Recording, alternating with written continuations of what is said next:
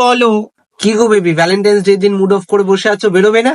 তুমি আবার প্ল্যান করবে, আবার তো মা চলে আসবে। তো বেবি, মায়ের ভয় তুমি বেরোবে না? বেবি, আজকে ভ্যালেন্টাইন্স ডে দিন সবাই প্রেম করছে, আর আমরা অমর সঙ্গী প্রেম করবো না? আমি তো তোমার সাথে বেরোতে চাই বেবি। তো চলো বেরোই, দেখো আমার কাছে পুরো প্ল্যান সেট আছে, তোমাকে কিচ্ছু। দাঁড়াও। হ্যাঁ, ছিটকানি টিটকানি দেওয়া আছে, ঘর পুরো ফাঁকা। তুমি এবার প্ল্যান বলো।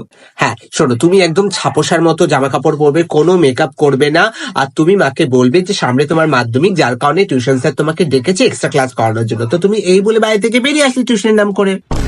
কিন্তু সকাল থেকে রাত অবধি থাকবো, মা সন্দেহ করবে না? সেটারও প্ল্যান আছে। তুমি টিউশনে গিয়ে মাকে ফোন করে বলবে যে স্যারের বউয়ের বিশাল শরীর খারাপ হয়ে গেছে, হাসপাতালে নিয়ে যেতে হবে, আর তুমি একটা মেয়ে হয়ে মেয়ের পাশে দাঁড়াবে, ব্যাস।